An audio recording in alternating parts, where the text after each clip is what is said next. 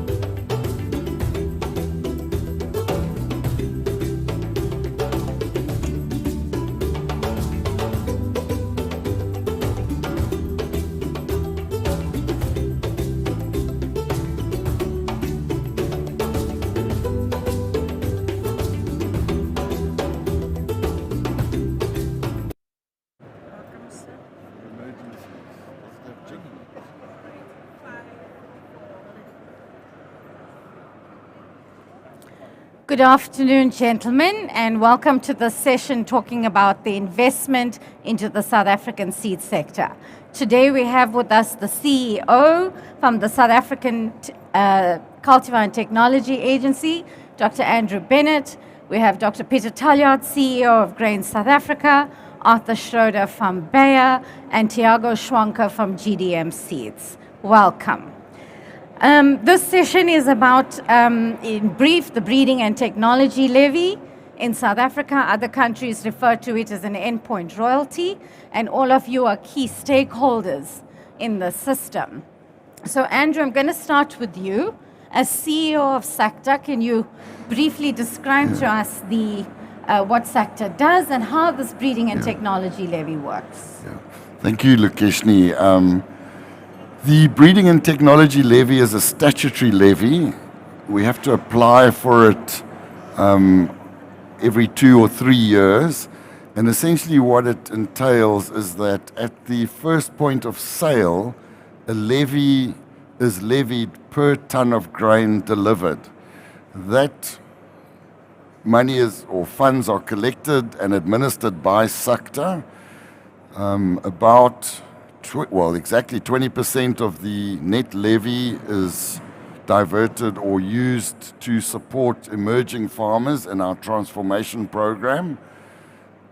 There's about 5% of costs, which some of that is SACTA costs and some of that is a service fee that we pay to the grain businesses that collect the levy on our behalf. And the balance of the funds that are collected, or the levy that's collected, which is around 75%, is then distributed back to the seed companies that have sold grain or sold seed in the country. We have quite a complicated calculation to determine the market share of each of those seed companies, and that is kept confidential within SACTA. But based on that 75% is then distributed back to the seed companies, and the idea is that they will continue to invest in their breeding programs, continue to improve the performance of the varieties that get sold. One thing I should say is that this levy is only applicable to varietal crops, self-pollinating crops. And at the moment, we're collecting a levy on soybean, wheat, barley, oats, and lupins. Thank Is that a good answer? Perfect. Thank you, Andrew. Pieter, you here representing grain farmers who have to pay this levy. How do they feel about it? Well, it's statutory, as Andrew said, so they must pay it. And we from our side really try to convince it. As Andrew said, you need to reapply it. And Andrew, this is the second iteration that we are doing. and GRAAN SA fully supported. I think GRAAN SA was, if you think back, instrumental to get this implemented. And for us, it's very important. On a weekly basis, I want to say we get questions from farmers asking, why are they paying for technology that has not been launched? Yes. So that's the common conversation. And I think the speed is the challenge. How quickly we can launch it. But it's as we know, and I mean, in my previous role, I was also there. It's not up to the seed companies only to do it. So that's why we also negotiate and work with government. Even in this meeting, just before this one, again, we had a conversation with government and stressing the importance of getting the process faster. But farmers are seeing the benefit. And just last year, I was just telling earlier, we could have earned on some soybeans, we could have earned a $50 per ton premium exporting to Turkey, but we couldn't because the MRLs was too high and what was detected was insecticides. So I think the new technology is coming. It's really going to make a difference. South African farmers, as we have seen it since the early or late 90s, since the first introduction of the biotechnology, we have seen South African farmers as real quick adopters of technology. And South African farmers need it because of the situation we are in. We know that the contribution or the support from government is really minimal. The only support that we get is really the fuel rebate, which is on the road accident fund levy. For the rest, there's nothing. And that really forces farmers to be on the cutting edge, to be productive. So for us, what's very important is to make sure that farmers can continue to farm sustainably, but also profitably. And for us, it's important to work with the value chain to make sure that the whole value chain can farm profitably, can supply profitably, and that's the key focus. Thanks, Pieter. One of the crops that the levy is on soybean. And in South Africa, almost 100% of the soybean is GM soybean. Arthur recently, as recent as last year, introduced Intacta, which is the first insect-resistant soybean in South Africa, almost 20 years later from what other countries have had. 20 years is a long time to wait. You want to share some inside information on Bayer's strategy here? Yeah, thanks, Lukeshni. 20 years indeed is a long time. The problem, as already highlighted, is that we're dealing with self-pollinated or varietal crops here, which farmers can easily keep back, and they tend to do that. We know in South Africa, farmers do tend to keep back seed, so the seed companies or technology providers will not earn any revenue from farm-saved seed. So one of the milestones to bring any new technology for a company like Bayer and also others is that some kind of guarantees in place or value capture system where the farmer pays for the value that he captures at the end of the day. Yeah. And with this endpoint royalty, it's really been a game changer for the industry. I think it's a win-win situation for the farmers, for the germplasm providers, and for the technology providers to actually get together and bring new technology to the farmers for the benefit of the country. We've seen an increase in soybean hectares over the last couple of years. So farmers definitely really seeing the benefit of the crop. And we're also really seeing significant increases in the number of soybean varieties being registered on the national variety list. Farmers, the feedback that we're getting, are really hungry for this new technology. Obviously, with the technology comes new genetics, which will bring added benefits in terms of yield and revenue for the farmers. So we see a great future for this technology in South Africa, also in the whole farming system as a whole. So would you say, Arthur, the implementation or the launching of this breeding and technology levy kind of sealed the deal for Bayer? You changed your mind on that? It would certainly seal the deal. It was one of the milestones we had to meet. And that gave us appetite to invest in the country, bring new technology, make it available to farmers, because there's something in it for Bayer also. Yes. And any other technology provider, plus also for breeding organizations. We cannot expect breeding organizations to keep developing new germplasm and not get any returns for it. So it's really important for the sustainability of the entire industry to have a system like this in place. And what we've seen up to now is that it's been working very well, Andrew. I mean, the value capture system, farmers are prepared to pay for it. I think they do see the value of the whole system. So we hope that we can build on this. Thanks, Arthur. Thiago, you here, GDM Seeds has been in South Africa for several years now. Actually, prior to the last few years, you've been licensing your products through other companies. And 5-6 years ago, you decided GDM wanted to be a permanent name and feature in South Africa, which was a big step. Well, firstly, welcome then second time. What made this decision easy for you? I mean, you're a germ play, you're a breeding company. Yeah. Thank you so much for the question, Lukeshni. Of course, GDM is a breeding company, and nowadays GDM has 41% of the total production of soybean in the world. And for us, the decision to put more investment here was through the EPR. Before the EPR, because GDM started here in 2013, but before the EPR, we registered here just 7 varieties, and in that moment we had just 7 locations of testing.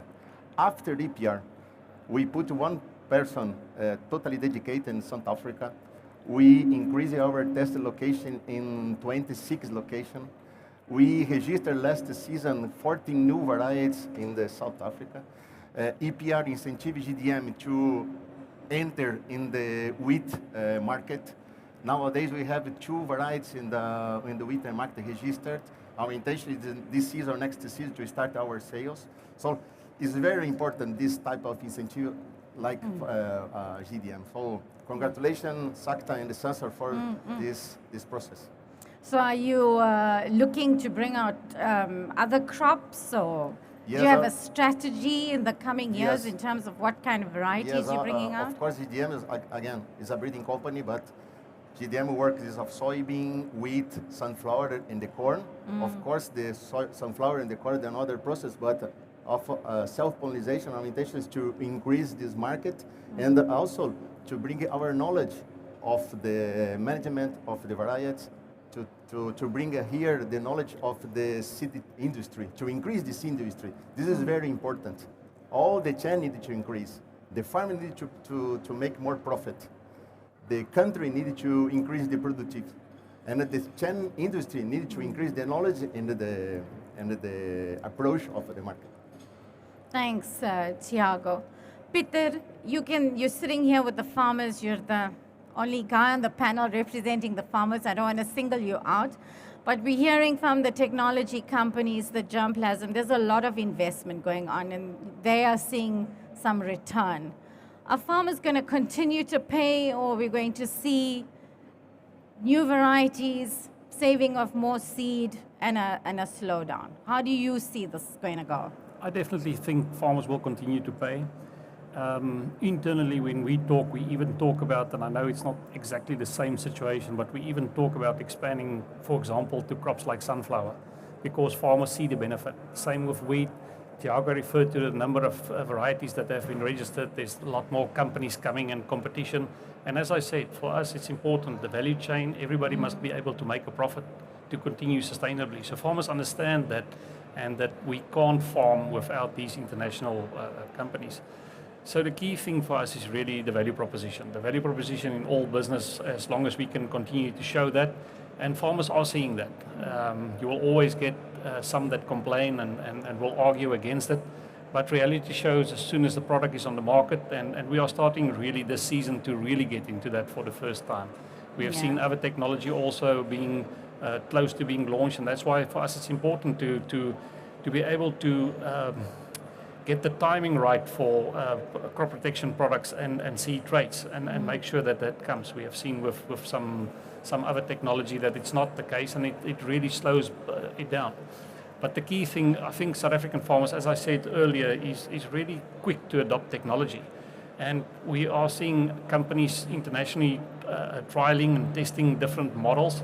And South African farmers, the feedback that we got is really they are ready for different pricing models, risk-sharing options, outcome-based pricing. We are seeing local companies trying that already for 3 commercial years, or commercially on 3 years, for example, on something like herbicides and insecticides. And it's looking that it's going the right way. I mean, in South Africa, like one of the previous presidents of the USA, is the farmer is the only guy that buys at wholesale, he sells at retails, and he pays the transport both ways, and it's still the case. So I think the key thing is farmers do take a lot of risk, especially in a developing country, especially in a relative semi-arid country like South Africa is. And farmers are really willing to share some of that risk.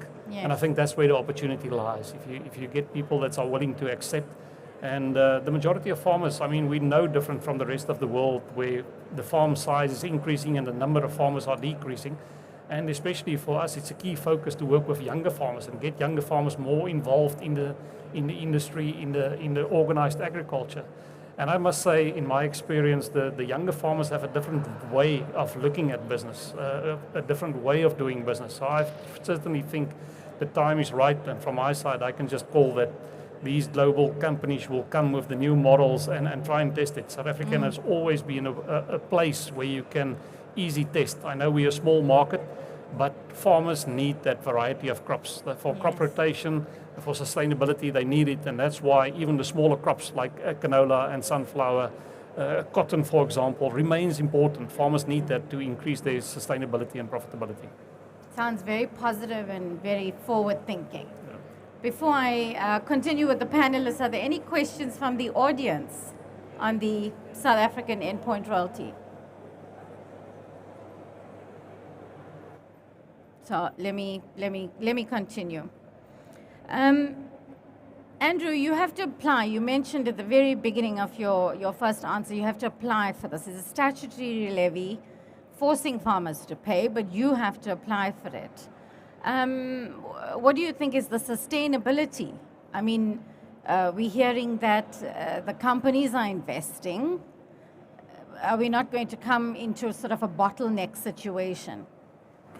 Yeah, so I think the sustainability is really dependent on the benefits that I think firstly the farmers will see, as Pieter has pointed out to us, because ultimately they are the guys that are paying the levy. The system that we have here, and the reason why we apply for a new levy every 2 to 3 years, is really to give that flexibility to be able to back out if you need to, and to make sure that you're taking a kind of a rain check every couple of seasons to make sure the farmers are still happy with that. I think we have to get consensus from a wide range of stakeholders in the industry before the statutory measure is approved. And I'm pretty certain under the National Agricultural Marketing Act, the approvals would not take place if there was not support from the growers. So it's very important that we see the benefits. And I think the benefits should not only be measured in terms of yield increases or more varieties out there. It's much wider than that. The ability to bring in rotation systems because of better cultivar choices adds phenomenal value to a farmer's business. For South Africa to be more food secure adds incredible value to, I don't know, the whole economy and whatever. You know, for the first couple of years, first time ever, we're exporting soybeans again. So it's not all because of the levy. We must be careful about that. The breeding companies, everybody makes a contribution to it. It's actually a really nice story about how the whole industry can come together and produce something that is actually more than the sum of the parts. Yeah. I don't know if I answered your question. You did. I want to explore it further, but I'm going to ask Arthur a very cheeky question. Arthur, I'll make it up to you later.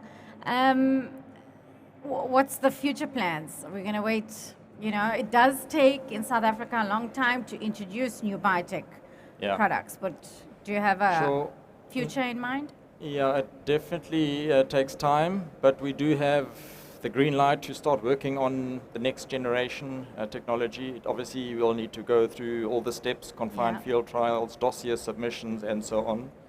So it will not take another 20 years. That's the positive side. I think we've seen the appetite and hunger of farmers for this kind of new technology, and also, as Andrew says, the sum of the parts just being bigger, the whole being bigger than the sum of the parts. So there's a lot to look forward to, but we first need to get this technology also launched and going in the market. But there's certainly a big appetite that we're realizing as Bayer out there for new technology.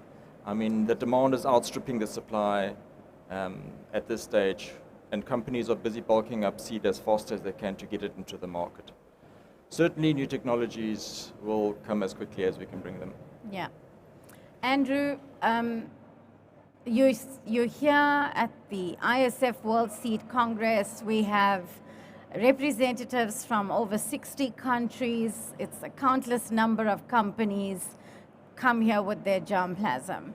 What is your message to these companies as the CEO of SACTA. yes, as the CEO of SACTA and the most think- objective party? Yeah.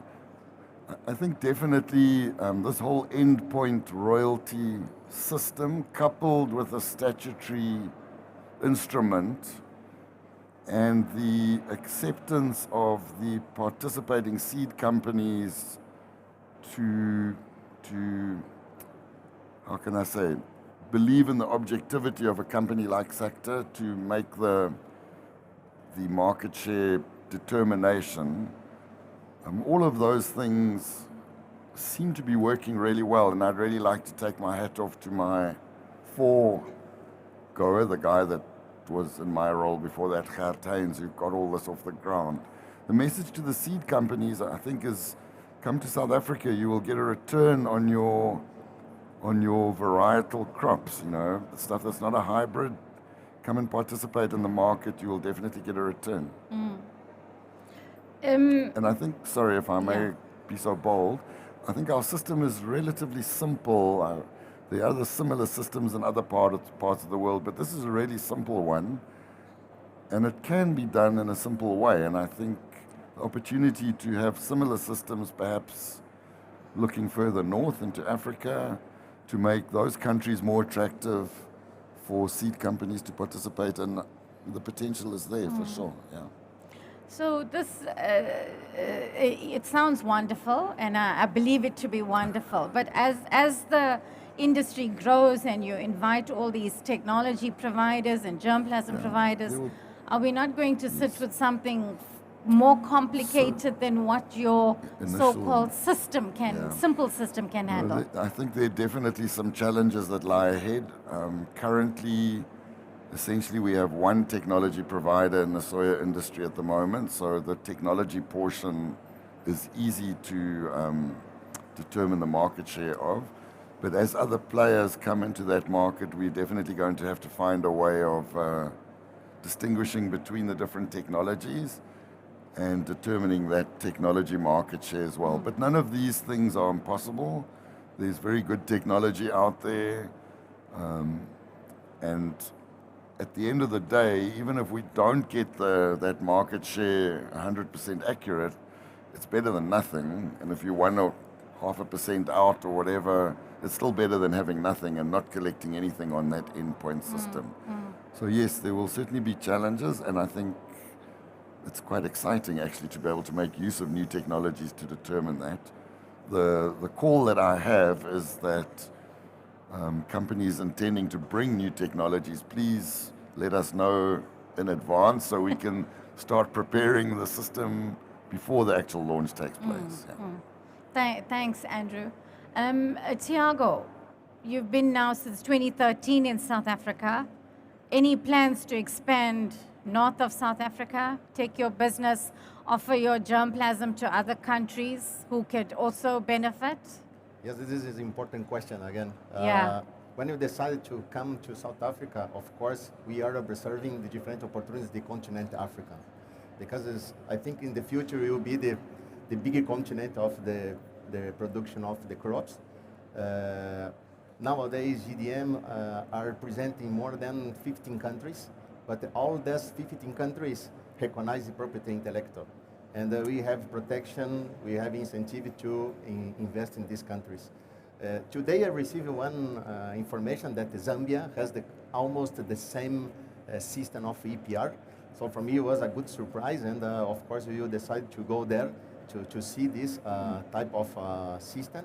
But of course we are open to introduce our germoplasm in all the countries that recognize the property intellectual, recognize that the germoplasm is very important and has the law to protect our germoplasm. So is that your message to the other African countries here today? Yes, Yeah? this is our message. Of course, our vision and mission of the GDM is to contribute to improve the yield for the farmers, the productive for the countries. But of course, we need to protect our germoplasm. This is our unique input. This is our germoplasm. Thanks, Thiago. Andrew, yeah, please go Jump in ahead. quickly as well. I was astounded and quite shocked, and I don't think it's really sunk in yet. In this morning's opening ceremony, it was estimated that Africa would have a population of over 4 billion in about 80 years' time. Currently, we probably have a population of around 1 billion, if I remember correctly. So this is not only about seed companies making money or farmers making profit.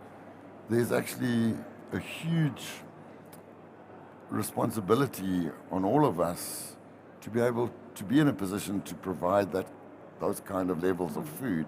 I mean, just even looking at South Africa, our population is likely to double in the next 20 to 25 years. So we have 60 million at the moment, 120 million.